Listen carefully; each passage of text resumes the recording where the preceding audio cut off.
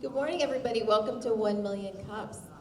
If you could, please either use one of the tent cards standing around or use the QR code up here on the screen to check in. That helps the Kaufman Foundation know how active our chapter is, and we have already been, I guess, noted multiple times for being one of the most active chapters, so yay us.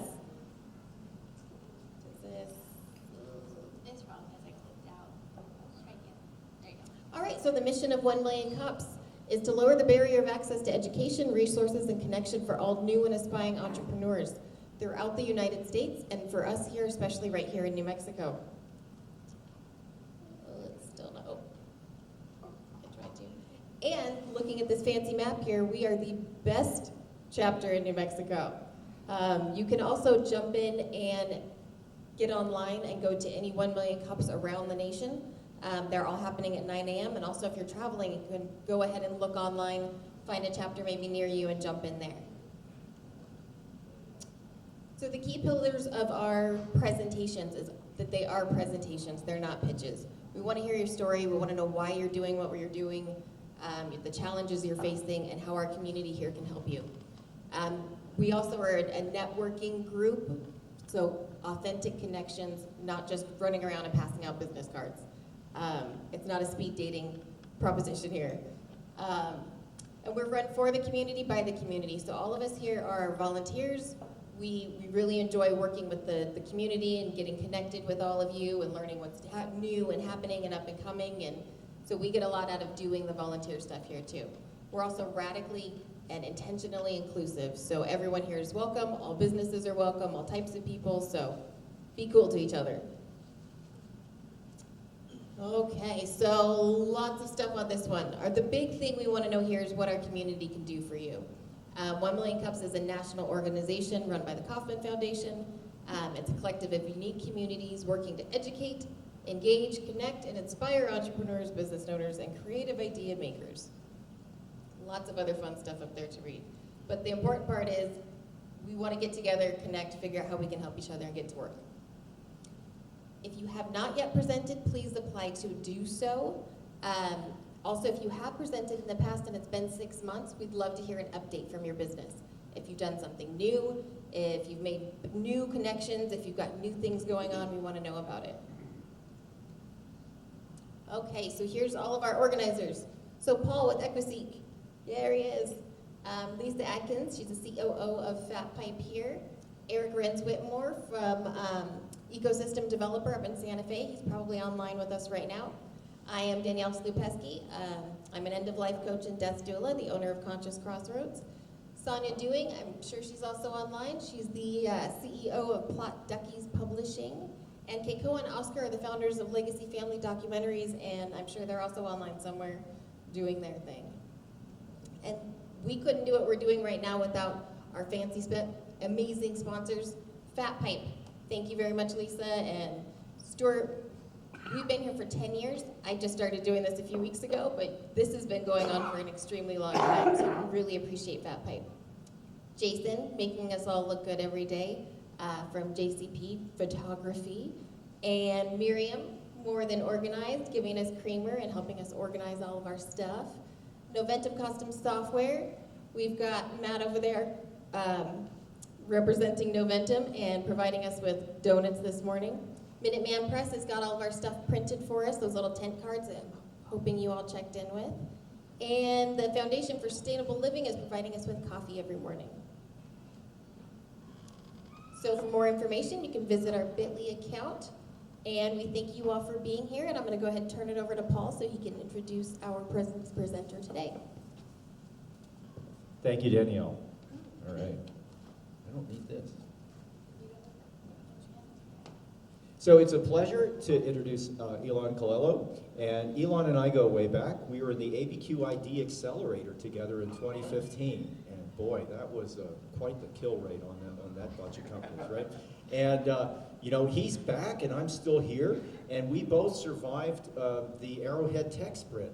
So you know, I'm happy to have a fellow grizzled veteran join us at this point, and you know, keep your shirt on. We don't need to see the scars. Come on up, Elan, and tell us about your company. Good morning, everyone. It's thrilling to be here today. We're about to discuss one of the most important technologies to hit New Mexico since atomic energy and the microchip. My name is Elan Colello, and I'm the CTO of Cetaly, a cultured meat company right here in Albuquerque. My entrepreneurial journeys have taken me to some pretty interesting places, but New Mexico has always been my home. I'm a product manager and designer for deep techs like AR, VR, drones, 360 video, and mobile 3D scanning. However, for the past 6 years, I've been obsessed with stem cells and artificial intelligence. For most of my life, owning a biotech company was just a crazy fantasy. But it became a reality when my friend Matthew and I won second place in 2019 at the AFRL Innovation Competition. It was right across the street there at the Rainforest Building. We used that $5,000 to found Cetaly, build a clean room, so that we could grow mammalian cells and growth factors. Since then, we've received some significant help from others in the community. In particular, LANL and the NMSBA provided us with over $500,000 in R&D assistance. It was a little over a year ago when we decided to apply our research outcomes to a purpose greater than ourselves. We realized how important our stem cell optimization was for the cultured meat industry, so we immediately pivoted. If you have the potential to save the planet, it's not a choice, it's your duty. The way we've been producing meat for the last 10,000 years has become unsustainable. Farm-raised meat contributes to 15% of global greenhouse gas emissions and is the #1 cause of deforestation. It is also the primary source of pollution and disease outbreaks. The next agricultural revolution has arrived just in time. We no longer need to slaughter animals to make meat. Instead, their cells are grown in big batches like brewing beer, but it's just far more complicated. Unlike 100% plant-based products, lab-grown meats and farm-raised meats are indistinguishable in taste tests. However, price is a different story. If you're looking at standard ground beef, it's about $3 a pound. Plant-based burgers, $6 a pound, but cultured meat is about $100. There are other challenges with how cultured meat is biomanufactured. The pipeline is dirty with unethically sourced fetal calf serum and is rife with supply chain shortages. Without renewable energy, cultured meat has a 25 times greater carbon footprint than traditional methods. However, Cetaly believes this is an incredible opportunity for data science and AI to solve the problems that humans have been unable to. Our integrated models optimize and monitor production so that producers can make larger volumes of cells with less space and fewer materials. We believe that price parity is possible and that $3 a pound is something we'll see in the next decade. Cetaly is a pickaxe and shovel bootstrap company that licenses our software, sells cell food, and provides systems engineering services to other manufacturers. There are only about 150 cultured meat manufacturers in the world, so we also sell our products to other biomanufacturers and research labs. The global meat market is predicted to hit $2 trillion by 2030. The cultured meat segment is expected to grow at a 50% compound annual growth rate. We expect to capture a 5% share of the $3 billion US market for $150 million a year. Cetaly is differentiated from others in the sense that we are making lower cost cultured meat, but without fetal bovine serum. Instead of pharma-grade equipment, we use food-grade materials and equipment.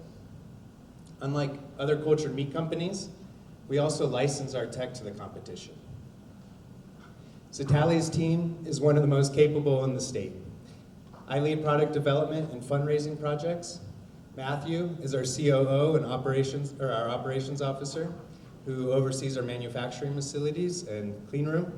Our chief science officer is Peter Davenport, who's here today. He oversees our research objectives to make sure that our outcomes achieve our company's goals. However, the most important people on our team are Mina, who's the Director of Decisions, and Luke, our Director of Revenue. We are all unified by our shared purpose, where together we believe that there's a credible opportunity to put our skills to a cause that will have ripples that will last for a generation. We obviously cannot rely on our political system to solve this problem. We need innovators and inventors to make up the difference. So today I'm asking you to set aside your fears and to tell your friends and family that there's a better way to make food, and it just might save our planet. We're always looking for new people to join our team, so please see me afterwards if you're interested, and I'm happy to stay and answer any questions you might have. Thank you for your time.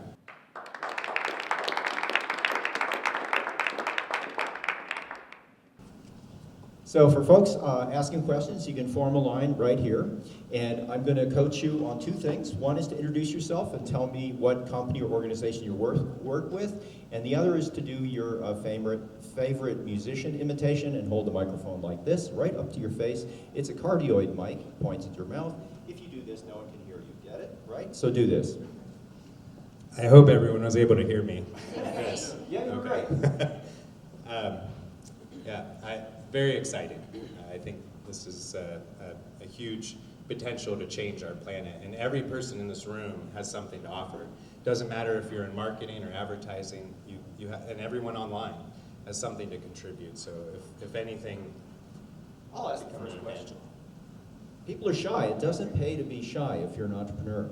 So we have a lot of people in the audience who are not scientists. So could you explain how you're dropping the price of the growth factors through cloning them?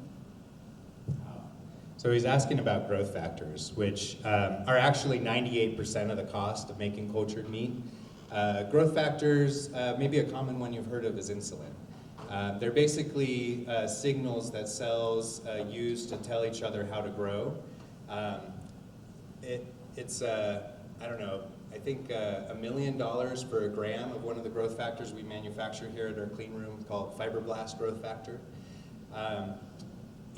So we've reduced the cost by about a fifth of the price by using bacterial cloning and food grade protocols.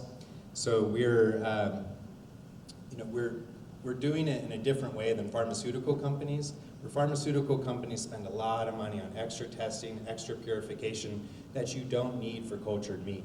So we're offering the same product that pharmaceutical suppliers offer, but we're doing it at a fifth of the cost, which is what we need to get cultured meat price down, obviously. Yeah.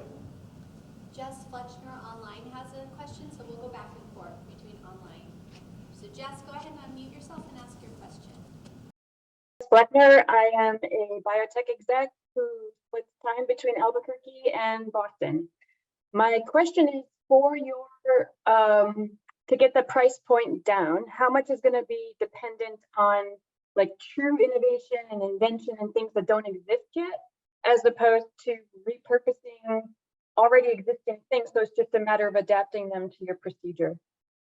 So this technology came from stem cell tissue culturing, which uses pharmaceutical off-the-shelf equipment and materials. But when we're making food, it's a totally different thing, and we don't need these pharmaceutical stainless steel bats that don't leach into the mixture. So, I believe that the entire system needs to be retooled, and that presents huge amounts of opportunity. That's why we're not afraid of competition. It's more about the mission that we want to achieve, and to do that, multiple groups are going to have to partner together to re-engineer how we make cultured meat. We don't need to use medical grade equipment to do it.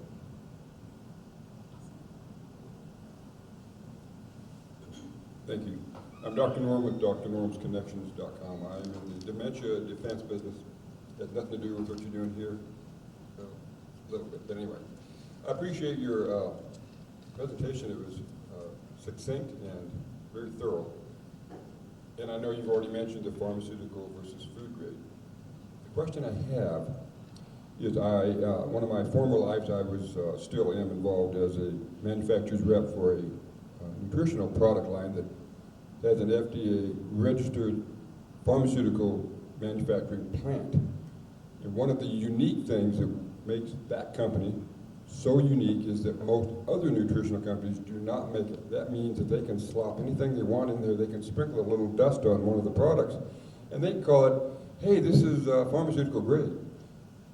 I would think that just the opposite. I know the cost is a factor, but the company I represent, we charge a little bit more.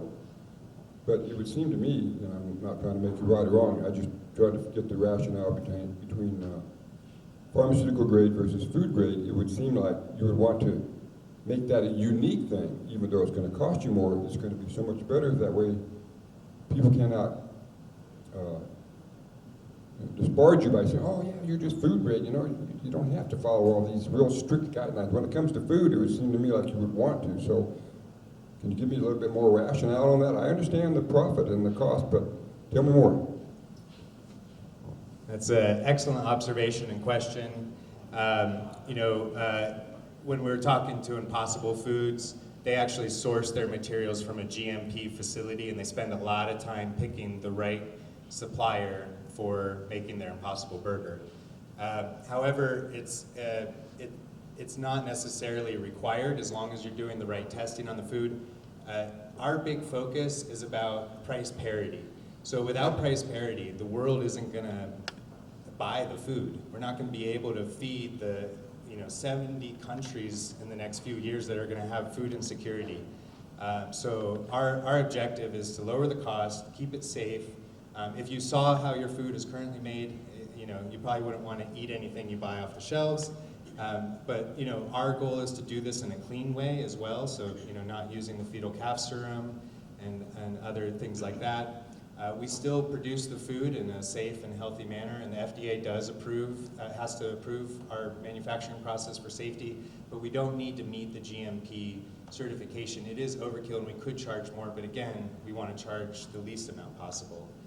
So while being safe at the same time. But yeah, great discussion on that subject. Eve doesn't want to ask her question. Come on up. Hi, I'm Ginny from Restoration Occupational Therapy, and I was just curious what types of meat that you're producing and the fat levels. Great question. So we actually chose spontaneously immortalized chicken fibroblasts as our cell line to start with. And basically that means that the cells don't shorten their telomeres. Chicken in particular is one of the easiest animals to grow in the lab, cells to grow in the lab. These same cells are used to make most of our vaccines as well. And chicken is also one of the healthiest. However, chicken has one of the least harmful effects on the environment. Cattle, on the other hand, is like 95% of that carbon footprint I mentioned earlier. So, even though, the market in the U.S. is moving towards healthier meats, cattle is on the decline, but it's still a dominant source of protein for a lot of Americans. But cows require texture, and so you got to take the cells and you got to layer them in a structure that looks like meat. You've got to have very unique flavors of grass and other things in the meat so that it tastes like the real thing. And in the future, you can envision that just the same way you tailor a recipe for your favorite food, you could also tailor the way these meats are made and structured. So maybe you can make, a ribeye with slightly less fat around the edges. You only need some marbling, not quite as much as you will get from Smith's.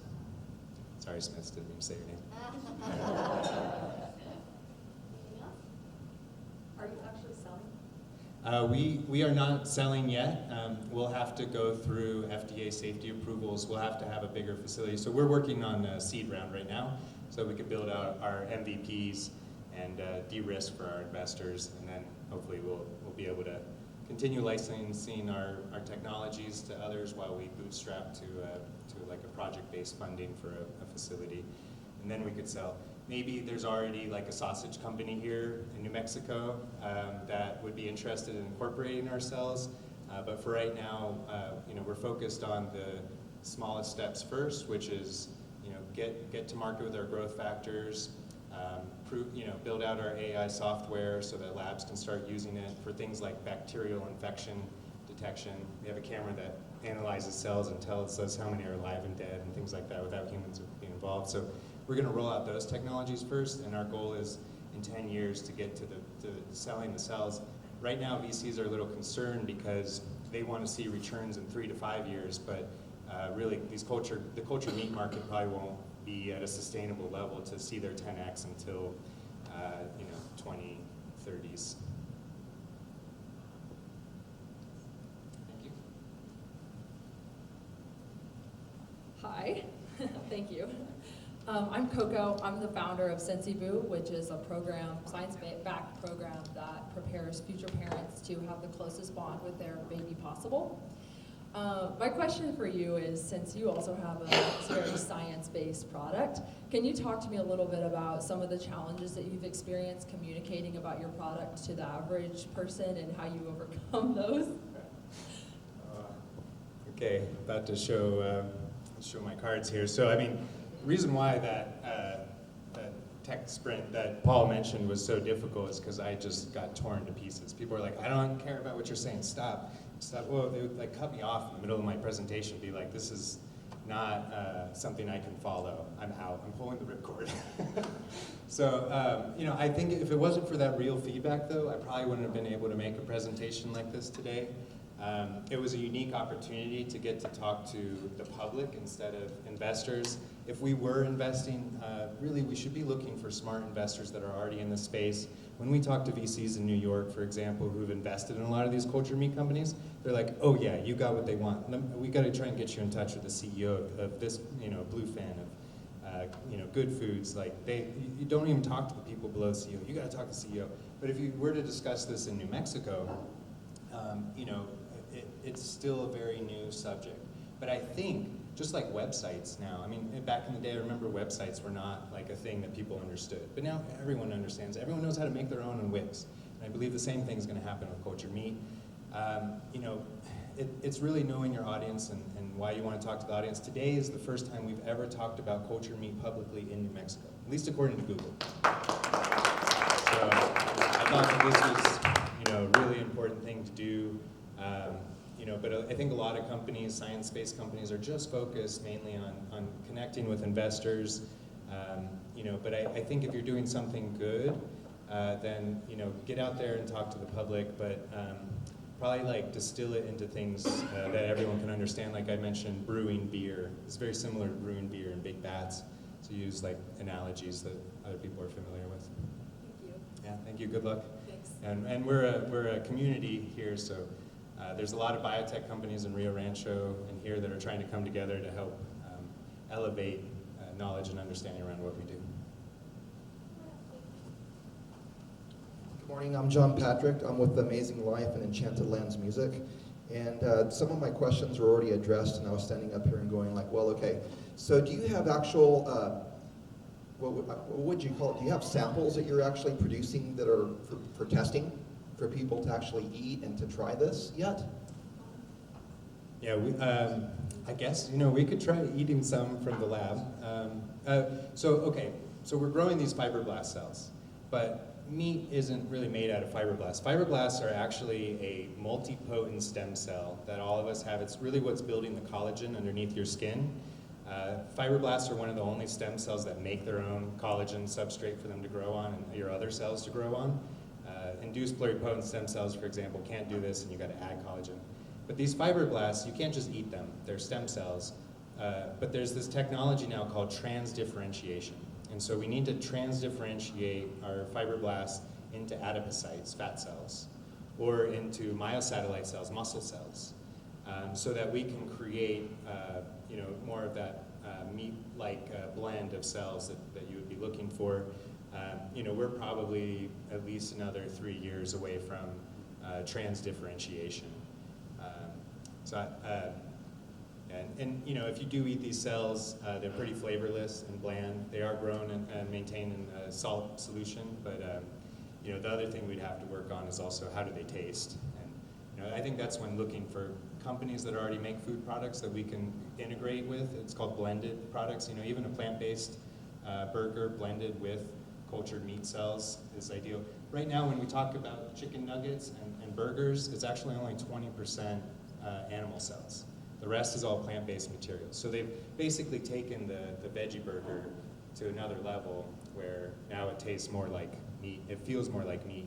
The mouthfeel is more similar. Okay, so I guess to succinct this question then now with our thread, how long would it take to produce from the stem cell or from your batch to the edible product? Great question. So it only takes about a week to scale your cells from a few 100,000 to a few billion. And then you just you change the media. It's called media that they grow in, the liquid that they grow in with all the nutrients and food that they need. You change that out with the salt water and you store them. And I mean, basically, once they're blended, they're ready to go.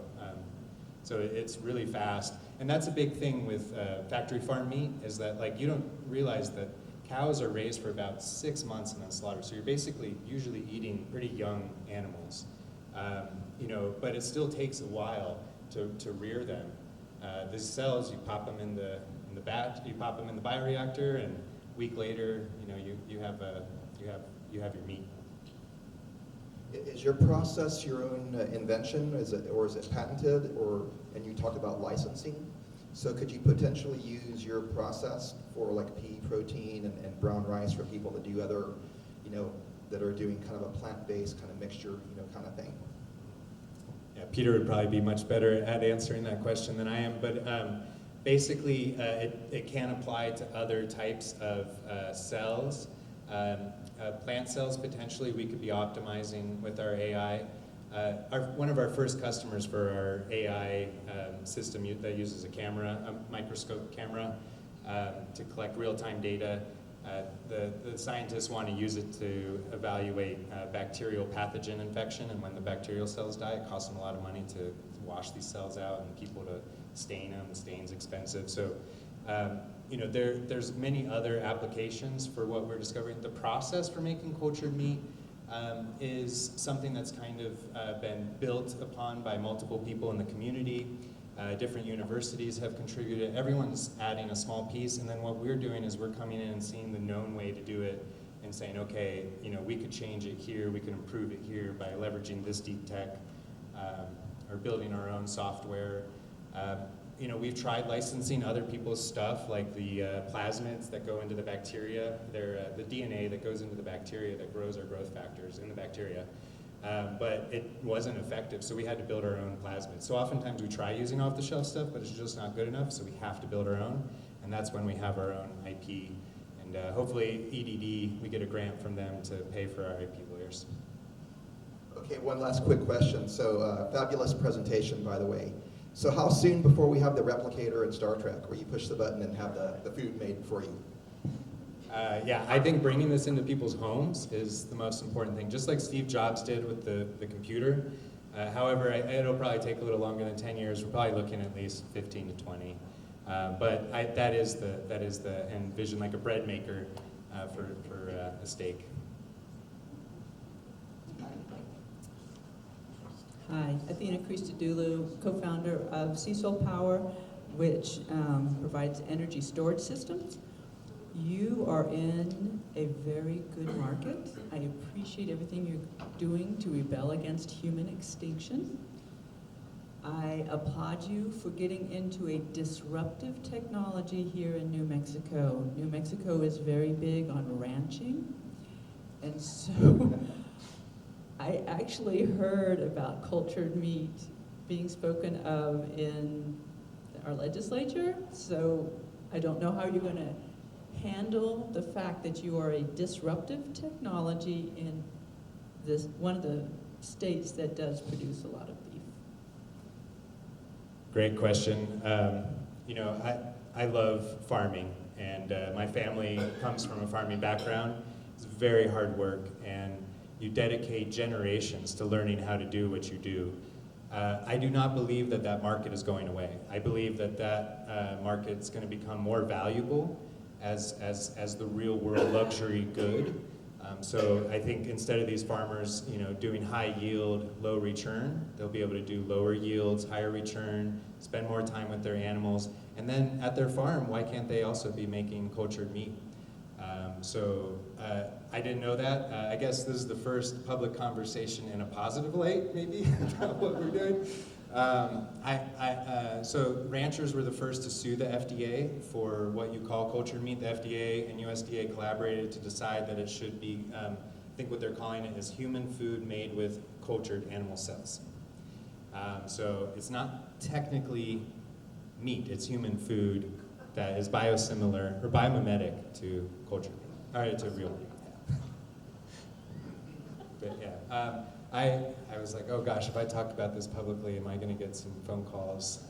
But I think, the key is not confrontation. It's not misunderstanding. It's not about misunderstanding each other. We need to understand each other and work together to bring about a better future for all of us. It shouldn't just be one group forcing something on the other. Like, we should be doing this with people who are doing animal husbandry, and I actually went to the state farm trying to find some people with prize animals that maybe one day could donate the cells that we would use to grow cultured meat. So you have to keep that prize animal alive because you constantly have to be taking samples from it. So it's kind of like camels in Saudi Arabia. They're millions of dollars and they keep them alive forever and try and clone them because they're so valuable.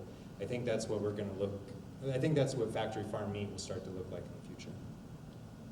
Hopefully. Hello. Excuse me. I'm Danielle with Conscious Crossroads End of Life Services. Excuse me again. Okay. So a few things. Number one, really great presentation. Thank you. And I really appreciate you working to lower price. That's huge for me.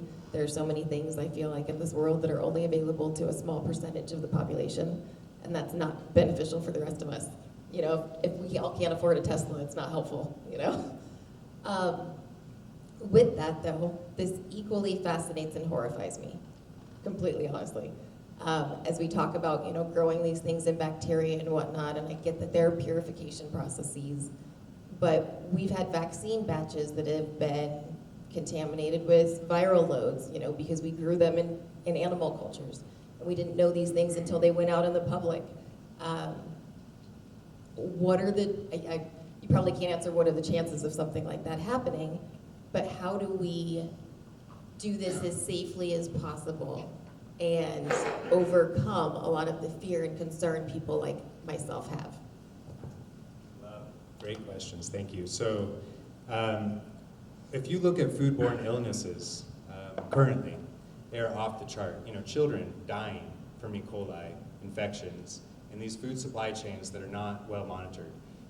Cultured meat is an enclosed system and pretty much eliminates the chance of cross-contamination because a bioreactor does not have an immune system. So if you get a virus or bacteria in your vat, then all the cells die and you lose millions of dollars. So this is also why we're using artificial intelligence to try and remove the human factor, because a lot of these contaminations come from the human factor, unfortunately. People aren't paid well enough in these facilities. They're rushed. There's too much work to do. It's sloppy. It's messy. They're not cleaning up the facilities because there's, I want to use a nice word, but there's stuff everywhere that liquids go everywhere. And so, our liquids are contained in a controlled environment, closely monitored with artificial intelligence that can make decisions way better than the human brain can right now, with more nodes.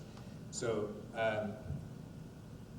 my hope is that, we reduce the total amount of disease in the world. Now, there's a big difference between vaccines and what we do. Also, I want to mention GMO and what we do. So, vaccines you inject into your body. Food is different. It goes down through a tube that's somewhat well insulated, unless you have some other, compromising issues.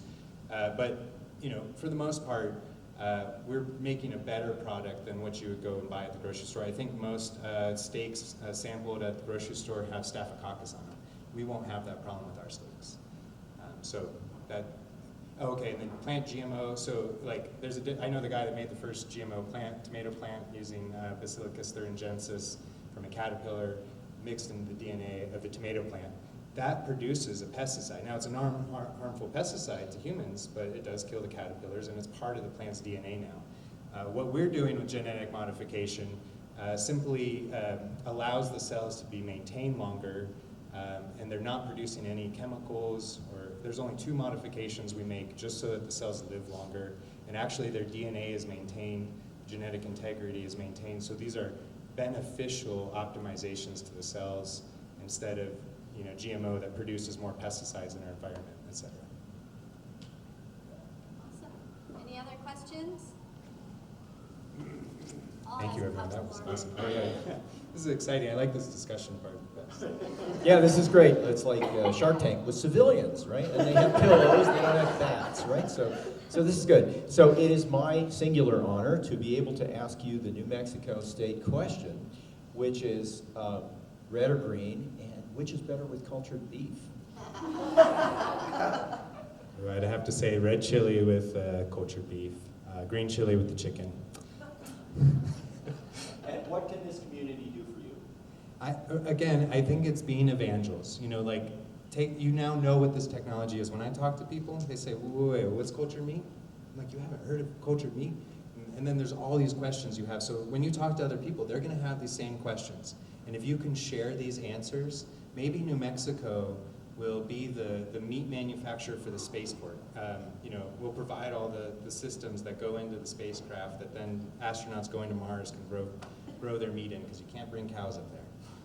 And no one wants to just eat algae for months at a time. So, maybe we could see New Mexico have a new industry that, very much like the facility in Rio Rancho, the Intel facility, changed our community here. Maybe cultured meat could do the same. And all of us have an opportunity in this room and in this community to be part of it. It's so big, there's so much opportunity. It needs everyone to drive this thing forward as fast as possible, because it is our one good chance at the public having control over what happens to the future of our planet, and all life on Earth hangs in the balance. So thanks, and in closing, I want to point out to those of you who are skeptical that Cetaly and the technology they're introducing could drop the price of cultured meat by 2 orders of magnitude. I would like to thank those of you who are taxpayers for having done something else earlier this century, which is dropping the cost of sequencing a mammalian genome from $100 million in 2002 to $1,000 in 2014. That's 5 orders of magnitude in 12 years. So if we can do that, I think we can bring cultured meat down to price parity. So thanks again, Elan. Thank you, Paul, and that's a tremendous important point. Our legislature, as we just discussed, might be having the wrong conversations about cultured meat, and that is another thing that we can all do, is make sure our legislature, our representatives, know how important this is, and that it's not going to destroy, farm-raised meat. It's still going to exist for a very, very long time. Subsidies, like if we look at corn, subsidies make a difference. And what cultured meat really needs as soon as possible are large amounts of government subsidies. If we want to see this move forward, then just private capital investment can do. Thank you.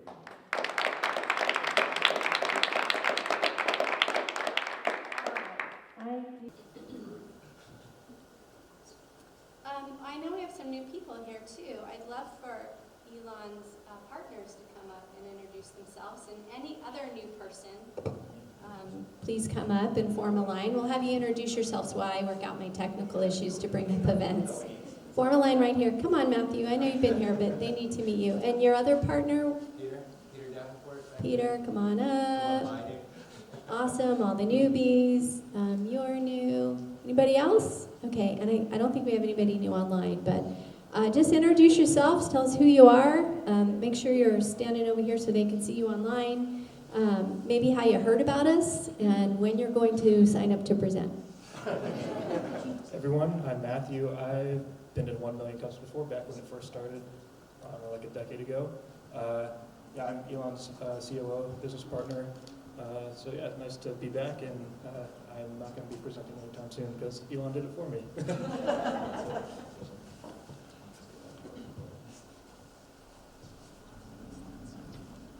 Hi, this is my first time here. I'm Siobhan Berry, writer, and My book's a finalist for the New Mexico Book Award in Poetry for 2023. So this spring, JP and I, John Patrick and I, did the creative startup in Santa Fe for 6 weeks. And I came up with the idea for my business, which is a company called Words in Blue. It has several different facets. I want to have a publishing company. I'd like to publish, books, cards, cups, t-shirts, all kinds of stuff like that. But I also want to work directly with writers, particularly underrepresented writers and women writers, people who have a harder time, accessing the publishing industry. And I don't know when I'm going to present, but hopefully soon. So, thanks. We'd love to have you. Come on up. Hi, I'm Dr. Olivia Gurley-Reitman. I own Enchantment Upper Cervical Chiropractic in Corrales. I'm a Blair upper cervical chiropractor, so I see everybody from infants to the elderly and primarily patients that are dealing with a lot of neurological disorders and symptoms, a lot of developmental delays in children, anything revolving around like TBIs, injuries to the brainstem, stuff like that. So the Dawsons have been inviting me for a while, so I finally was able to come, and I'm definitely open to presenting about my business and the type of work that I do. So. Awesome, nice to meet you. Hi. I'm Nancy Boss, and I am a vocalogist, a voice scientist, researcher, author, but most important, the reason I'm here is that I'm an inspirational speaker. I've only lived in Albuquerque for a little over a year, and I've been traveling the world as an inspirational speaker, and it occurred to me that maybe I could make a difference here in Albuquerque, so I wanted to come out and meet you all and be part of this community. Awesome. And I love to speak, so yeah, I'll be talking later.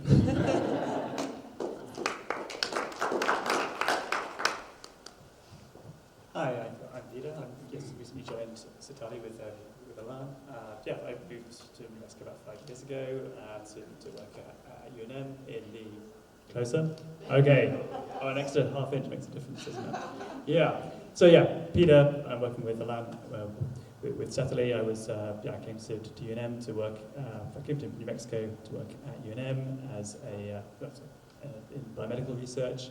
Biochemist by training. I've been looking forward to finding an opportunity where I can sort of apply some of my scientific background to something with some real impact. I feel really lucky to have met Elan and be involved in a project that I think has a lot of potential. It's also exciting science, but also has some real sort of potential to have some genuine sort of societal impact. So nice to meet you all. I've been coming to 1 million cups for on and off for the last few months, and that's helped sort of stimulate, spark my interest in getting involved in a sort of startup like this. So thank you. Fantastic.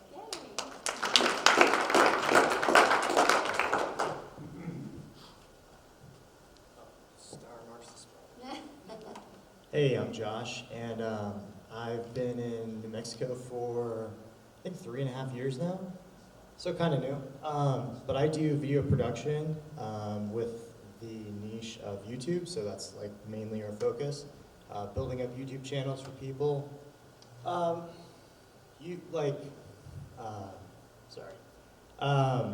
First time here, so a little bit nervous to be talking in front of everyone right off the cuff. We do YouTube channels for business people, but primarily real estate agents at this point in time. Probably do a presentation maybe sometime soon, probably by YouTube. Cool, thank you.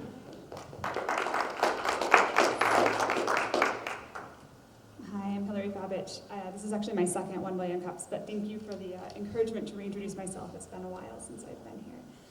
So I'm the president of ABQMR, and we're a small company in Albuquerque that builds magnetic resonance systems.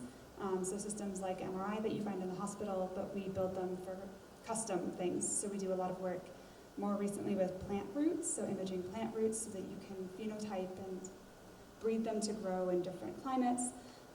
We also work with a lot of chemical reactors, so studying things at high temperature and high pressure, and all sorts of applications that you might want to see inside but don't want to cut open. So yeah, it's good to be back. Thank you. Wow, we have so many smart people here. I mean, we're all smart, but this is great. So events, this came from the newsletter. So if you're not on the newsletter and want this stuff, sign up for the newsletter. There's the outdoor adventure pitch. I think there's a deadline of Friday, so make sure if you're in the outdoor recreation, health and wellness, or adjacent spaces, that you sign up to win that $10,000 pitch contest. Jason continues his leadership series here. It's actually tomorrow here at Fatpipe starting at noon. He's going to have a big crowd tomorrow, so if you'd like to come, please sign on or log into Eventbrite and register.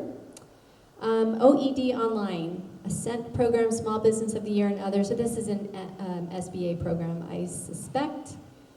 You're welcome to join that if you want to get involved and hear who's winning these awards. New Mexico Rainforest Financial Mentoring with Steve Hoyer. That ought to be interesting. That's on October 6th. Junior Achievement Career Speaker Series with Peter Howley. They've given you a registration link. Junior Achievement's actually going to be here at Fatpipe tonight with Danielle. I'm surprised they didn't do a better job of advertising that. I followed up with them yesterday. I'm like, are we still on? Because I haven't heard a word about this event. So they're actually going to be here tonight. Cultivating a Success, a Hispanic Business Summit at the National Hispanic Cultural Center on October 14th. Barbara Dawson with her Authentic Communication and Sales Process will be back here at Fatpipe on October 18th at 11:30. There's a link to register. You do have one registration so far, I checked. October 19th, the New Mexico Out Business Alliance, business matchmaking and golf fundraiser. That sounds fun. We've got an Angels event, their fall quarterly event on October 19th. Let's see, October 18th and 19th, the 26th annual NMIFC. I'm not sure what that is. Anybody know what NMIFC is? Stands for? Some state agency. Eric knows them all, so.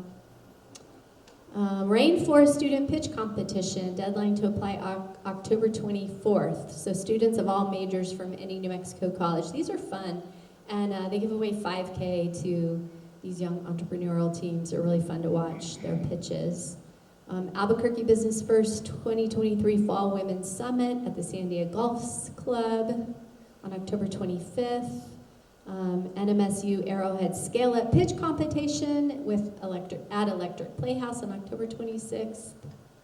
UNM Center for Responsible Entrepreneurship, Meet the Entrepreneurs, Higher Education in Santa Fe, October 26th. And then he even put a NABO event, the 20th Annual NABO New Mexico Legislative Speak Out, where you get to speak to legislators. That's October 26th. So events statewide, pretty much anything that could appeal to anyone is on this list. If you're not on the 1 Million Cups mailing list, I think I did finally figure out why it doesn't work for some people, and I can help you with that if you're having any problems. So I think that might be it, unless anybody has another event they want to announce. Yeah, come on up.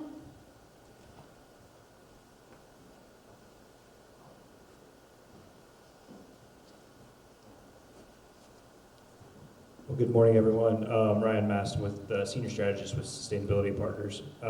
And so we do provide support for public agencies on their infrastructure. Just wanted to let everybody know on October 13th, which is a Friday up in Raton, they're going to have a Northeastern New Mexico Economic Development Summit. And I'll be up there joining the Economic Development Department of the state in a panel in the afternoon.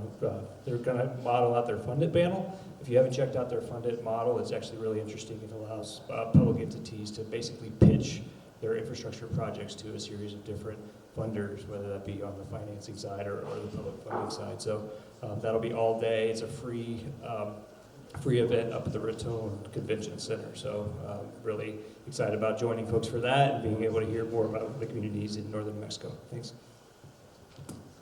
I I will note that we had to reschedule next week's presenter to a later week in October, so I'm looking for someone to fast track.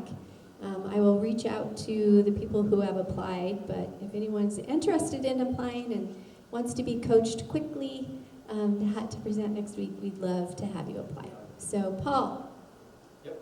you want to come give us your final pep rally? Well, you know, one of the great things about being a scientist is you get to hang around with other scientists and talk about the future, and people think you're nuts, right? But look at what happened this past week in Utah. Anybody have an idea what that's a cue for? A spacecraft landed with samples from an asteroid. That's previews of coming attractions. In 2031, a spacecraft is going to land on Earth with samples from Mars that Perseverance is drilling right now. So for those of you who are facing small challenges in scaling up your business or solving some problems, think of the scale of the problems that we're capable of solving. And look at the problems that are on your desk right now.